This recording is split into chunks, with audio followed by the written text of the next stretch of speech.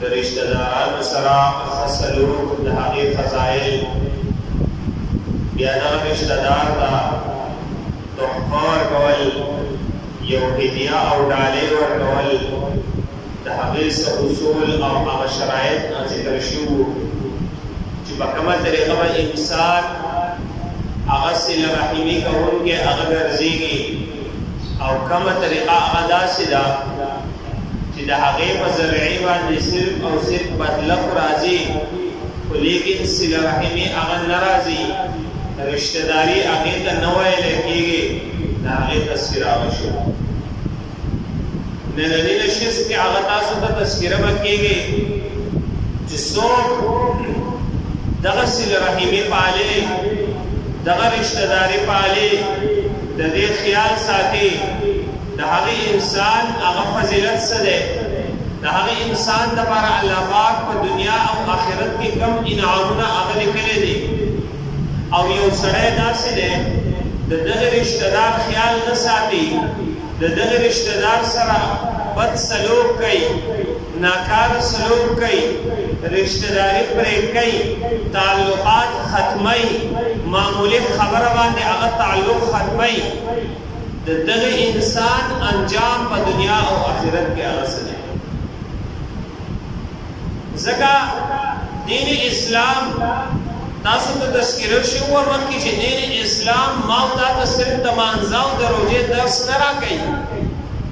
دین اسلام ما او تا ته زما او ستا 24 घंटे شپه او ورځ څومره ژوند دی د ژوند هر پهلو د هغې درس ما او تا ته هغه راکوي اسلام دا درس نه راکوي چې مونځ او دس کوه روژه نیسه ته چې دی نه هغه کامل مسلمان یې نه دین اسلام ما او تا ته زما او ستا د ژوند د هرې شعبې هغه تفصیل بیانوي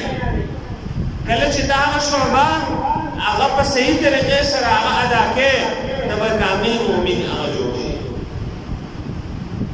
نو سړی ډېر منځونه کوي چې دی د حقوق العباد خیال نه ساتي حقوق الله دا خو هغه حقوق دي شاید الله پاک په دې کې امید شته حقوق العباد هغه حقوق دي په دې کې الله پاک معافي نه کوي تر څو چې هغه بنده معافي نه کوي تر څو چې هغه انسان نه معافي نه غوښتلې د کوم انسان حق چې پتا باندې تر هغه پورې الله پاک ته معافي نه کوي دغه حقوق العباد کې یو حق هغه د رشتہ دارانو څوک د دې سره بد سلوک کوي په معمولي خبره باندې هغه رشتہ داري ختمي نبی علیہ السلام فرمایي لا يدخل الجنة قاطع جنت ته هغه کس داخل نشي کوم چې رشتہ داري ختمي قاطع رشتہ داري پرې کوونکی دغه کس په جنت ته هغه داخل نشي نبی علیہ السلام فرمایي علماء لیکي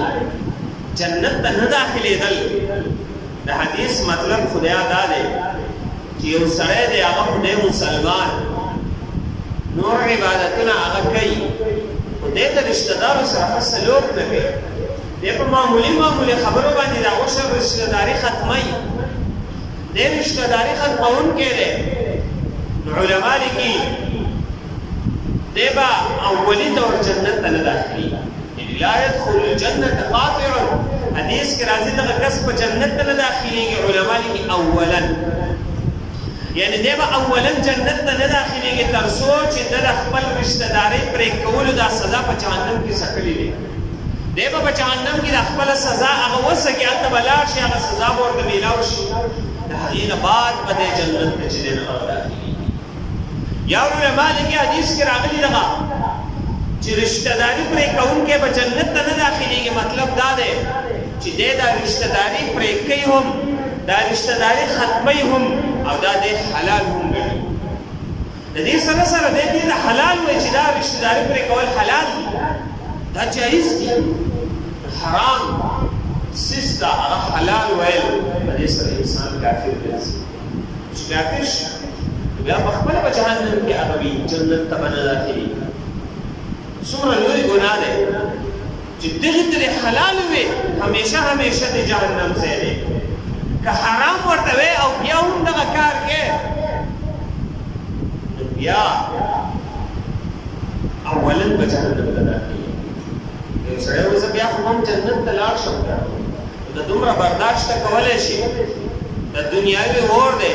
چې په شپه ورځ کې اویا ځله اویا پیرې د دنیا د اور د جهنم د اور نه پناه غواړي. دومره سخت اور دی. یو انسان ته خو دغه ډیوې ته هغه لاس داسې قدرې ونیسي چې دی برداشت کولی شي که نه شي. دا برداشت کړل مونږ ووایو چې په تا کې د اور برداشت کولو هغه څه نه څه صلاحیت شته.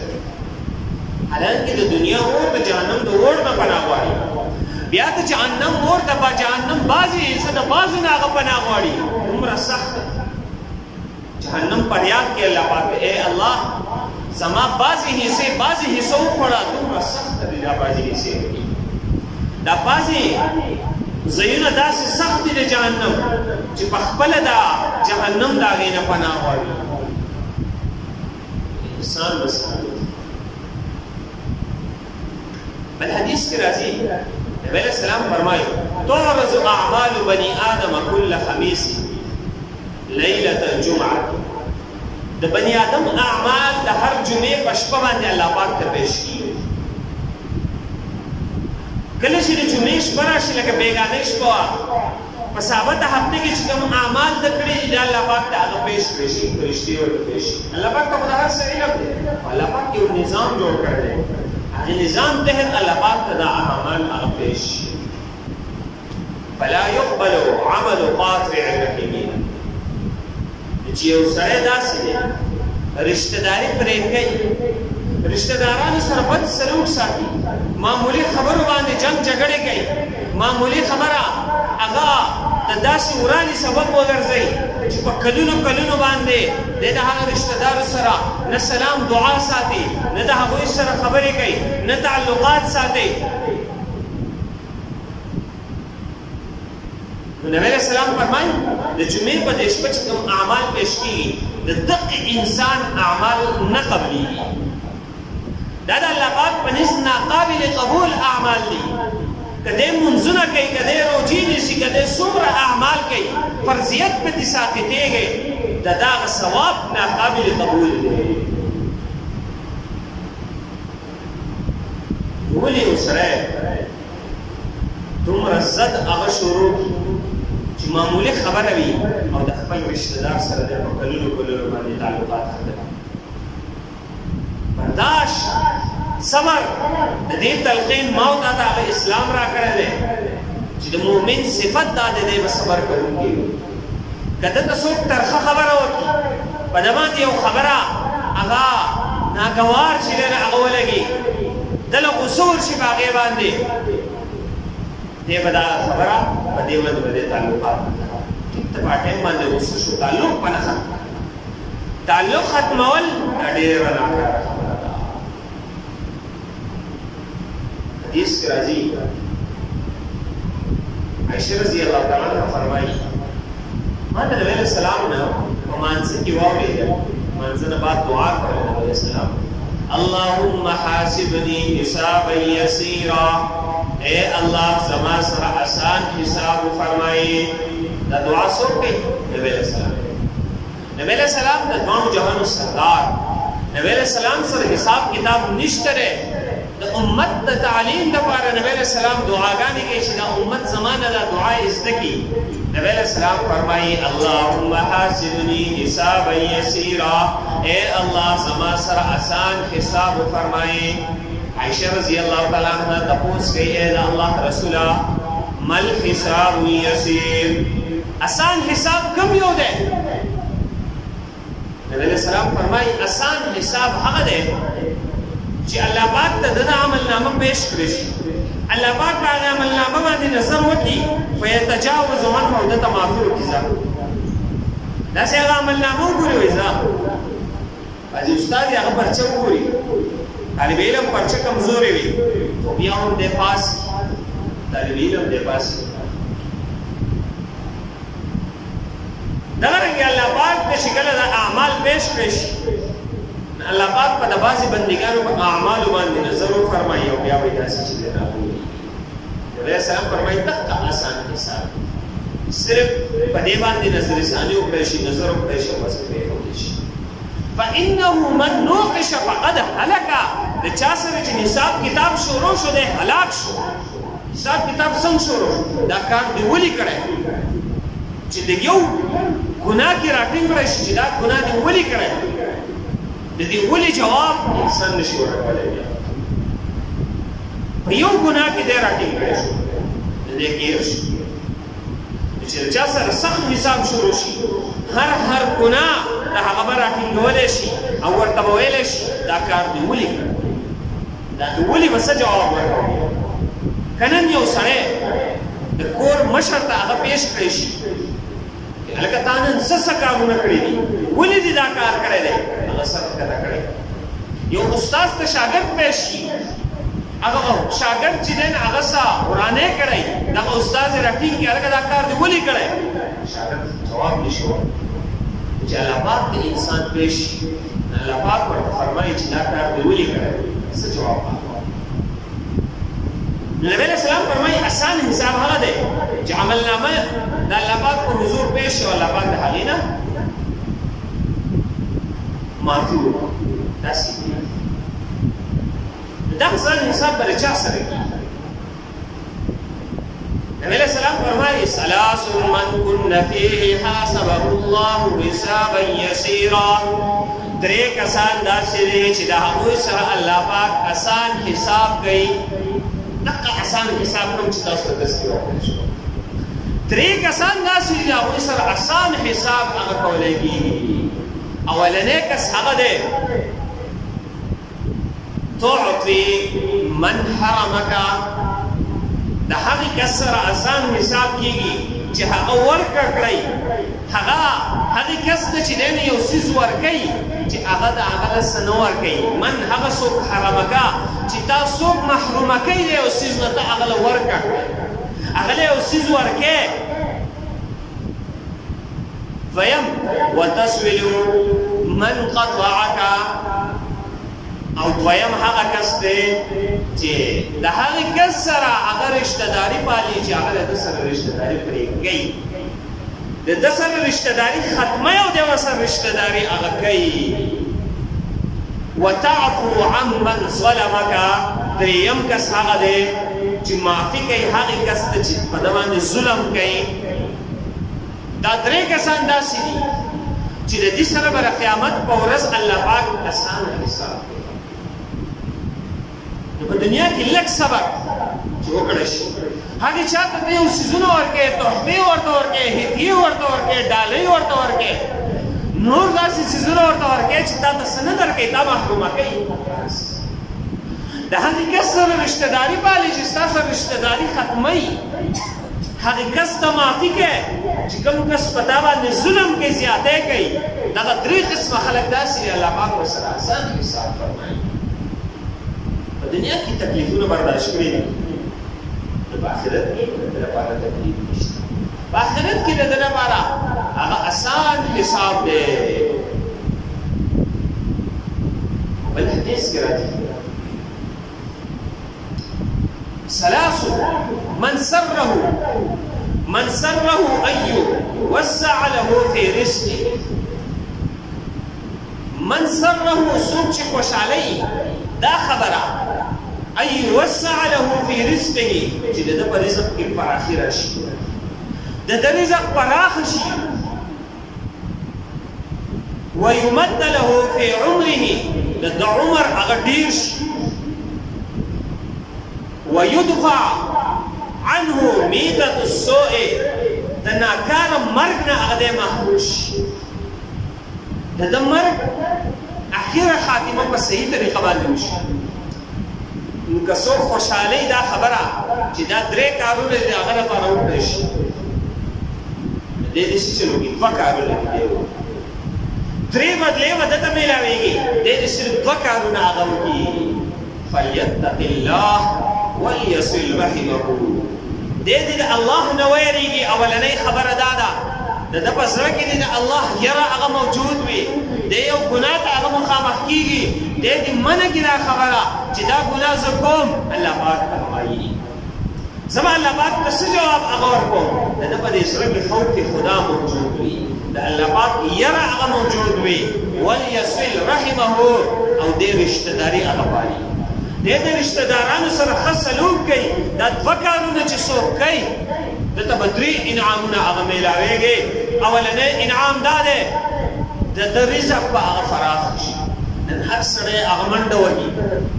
په څه رنګې په څه طریقې باندې زه د خپل ځان لپاره د خپل اولاد لپاره حلال رزق هغه وګټم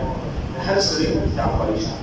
دا عبادت هم دی د خپل اولاد لپاره حلال رزق ګټل دا عبادت دی هر سړی دا سوچ دی بیا بعضې خلک خو به حرام طرف ته هغه لاړ شي او بیا هم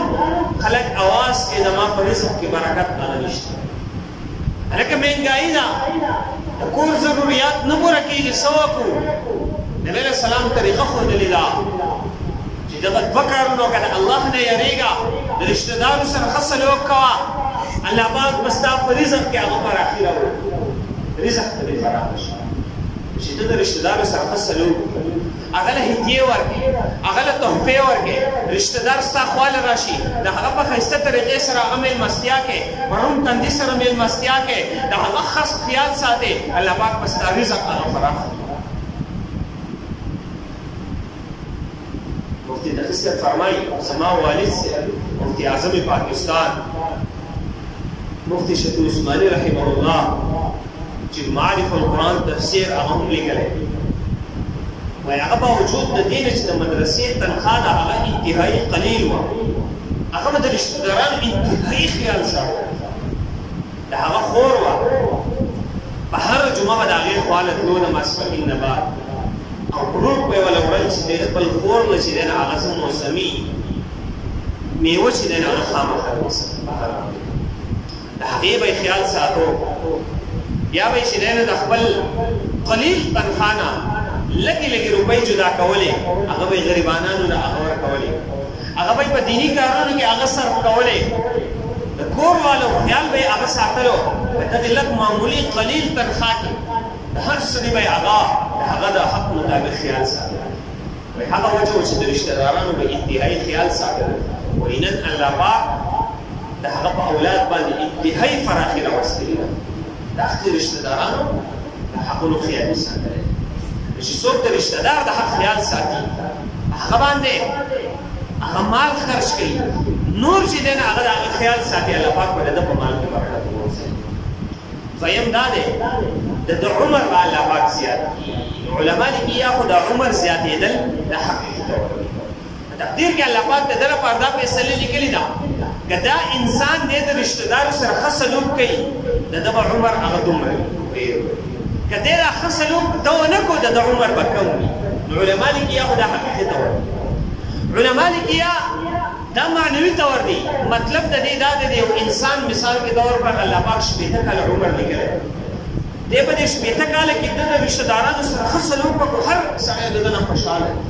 هر سړی ده ته دعاګانې کوي نو که دی وفات شي د وفات نه بعد ده ته دعاګانې هغه شروع کړي د ده خلک ښه یاد هغه کوي هر سړی وایي الله دې وبخي چې ده ته دا دعاګانې هغه رسېږي د ژوند د څه لپاره د نیک اعمالو لپاره دی چې دی نیک اعمال کې د آخرت لپاره ځان د ذخیره جوړوي نو که دی مړ دی وفات دی د هغې نه بعد دته دا نیک اعمال روان دي نو دی داسې دی لکه ژوند دی دی داسې دی لکه د ده د عمر هغه زیات دی د ده لپاره خو اوس هم نیک اعمال هغه شروع دي د عمر په دې لحاظ سره هغه فراخه دی ويدفع عنه ميتة السوء او دریم جزاء او بدله دا چې د ده نه به ناکاره مرګ هغه ختم شي مطلب د ده خاتمه به په داسې حالت کې نه کېږي چې ده ته به ایمان او کلمه هغه نه نصیب کېږي د ده مرګ به په داسې حالت کې راځي چې ده ته به کلمه نصیب کېږي او په داسې حالت کې به مرګ وي چې انتهایي ښایسته طریقه باندې ده ته الله پاک ورکوي دا درې بدلې به ده ته الله پاک هغه ورکوي د چا له چې یو سړی د الله نه یېرېږي د رشته دارو سره ښه سلوک وساتي نو د ده د رشته دارو سره ښه سلوک ونه ساتلی شي د شعبان په هغې حدیث کې راځي چې د لیلة الشعبان باندې د شعبان په 15 شپه باندې الله پاک ټول انسانانو ته مغفرت کوي خو مشرک ته نه کوي همیشه شراب څښونکي کس ته نه کوي مسبل ازارین پنسې د غوړ هډوکو نه ښکته ساتل په اعتبار د تکبر سره هغې کس ته بخشش نه کېږي یو په هغې کې دا ده چې رشته داري ختموي هغې کس ته هغه بخشش او بل حدیث کې راځي دوه څیزونه داسې د هغې بدله ډېر زر انسان ته میلاوي یعنې د هغې سزا په دنیا کې انسان ته هم میلاوي په آخرت کې هم د هغې سزا اولنی ظلم یو سړی ظلم کوي ظالم انسان دته په دنیا کې هغه هم الله پاک سزا ورکوي او په آخرت کې ورته هم سزا ورکوي او دویم هغه کس دی چې هغه د رشته دارانو سره بد سلوک کوي دغه کس ته په دنیا کې هغه هم الله پاک سزا ورکوي او په آخرت کې ورته هم سزا ورکوي او بل حدیث کې راځي خلاصه دا ده چې د جنت خوشبویي دا د 1000 سال په مسافت کې هغه یو انسان محسوسولی شي چې کله دا جنت دا 1000 سال په فاصله کې هغه وي د جنت خوشبویي هغه محسوسي دومره خوشبویي ده خو دغه خوشبویي حرام ده په هغې کس باندې چې یو سړی پنسې د غوڼ هډوکو نه ښکته ساتي په تکبر باندې او بل سړی هغه دی چې د مور و پلار سره بد سلوک کوي د مور و پلار هم رشته دارانو کې راځي دا ټول یو رشته دار مور و پلار خویندې وروڼه نږدې رشته دار لرې رشته دار چې د مور و پلار سره بد سلوک کوي دغه کس په د جنت هغه خوشبویي هغه هم بیانوي که د مور و پلار د ده سره بد کوي نو دی به د هغو سره بد نه کوي یو کس راغی نبي علیه السلام چې د الله رسول زما مور و پلار زما سره بد سلوک کوي زه څه وکړم نبي علیه السلام فرمایي د هغو سره ښه سلوک کوه وإن ظلماك درې بیرې نبی علیه السلام فرمایي اگر که هغو به تا باندې ظلم کوي خو ته ورسره ښه سلوک کوه د هغوی نه به الله پاک د هغوی مطابق تپوس کوي چې تاسو د بچو حق ولې نه دی ادا کړی ستا نه به ستا تپوس کوي چې تا ولې د دې مور پلار حق نه دی ادا کړی ستا یو رشته دار ستا سره بد سلوک کوي د هغې رشته دار نه به الله پاک د هغه مطابق تپوس کوي ستا نه به الله پاک د دې مطابق تپوس کوي چې تا ورسره ښه سلوک ولې نه دی کړی که موږ دا جواب ورکړو چې زما سره یې ښه سلوک نه کوو نو نبي السلام فرمایي چې دا خو صله رحمي نه ده چې هغه ستا سره ښه سلوک نه کوي ته به ورسره نه کوې صله رحمي خو هغه ده چې هغه ستا سره بد سلوک کوي ته ورسره ښه سلوک کوه دا عذر زما او ستا بیا نه قبلېږي چې ما تا ته وویلی شي چې د پیغمبر حدیث خو تا ته اورولی شوی چې صله رحمي خو هغه نه ده چې هغه ستا سره سم سلوک کوي ته ورسره هغه سلوک دې ته خو بدل ویلی شي صله رحمي خو هغه ده تېره جمعه باندې دا حدیث بیان شوی لیس الواصل بالمکافي صله رحمي کوونکی هغه نه دی چې هغه برابر هغه عمل کوي چې د ده سره ښه کوي دی ورسره ښه کوي چې د ده سره بد کوي دی ورسره بد کوي ولكن الواصل اذا قطعت رحمه وصله صله رحمي کوونکی هغه کس دی چې د ده سره رشته دار هغه رشته داري پرې کوي بد سلوک ورسره کوي دی ورسره بد سلوک کوي نو چې دا حدیث موږ ته په بدله کې واورولی شي نو موږ به بیا څه جواب عذر دغه یو عذر دی چې زما سره بد سلوک کوي هغه هم ناقابل قبول دی بیا به څه جواب ورکړو موږ به د خپل رب په حضور کې څه جواب ورکړو چې نن په دنیا کې هغه موږ خپله انا خپل تکبر خپل ضد هغه پرېږدو او د رشته دار سره سلوک شروع موږ صبر اختیار کړو په معمولي خبره باندې جنګ جګړه نه جوړو معمولي خبره هغه زړه ته داسې نه کوځو چې په کلونو باندې د رشته دار سره تعلق پرېږدو ټیم باندې غوسه ختمه شوه شریعت د انسان د غوسې خیال ساتي غوسه ختمه شوه اخوا ته په کلونو باندې ولې تعلق ختموي اوس خو ستا غوسه نشته دی چې دغه غوسه دا به هم زموږ عذر راغلی چې زړه ته صبر راوړو دغه صبر دا لوی غنیمت دی د مسلمان دپاره د دې په ذریعې سره انسان ډېر نیکۍ هغه کولی شي د ډېر ګناهونو نه انسان هغه بچ کېږي الله پاک دې موږ ته د زړه صبر نصیب کړي الله پاک دې موږ ته د رشته دارانو سره د ښه سلوک توفیق راکړي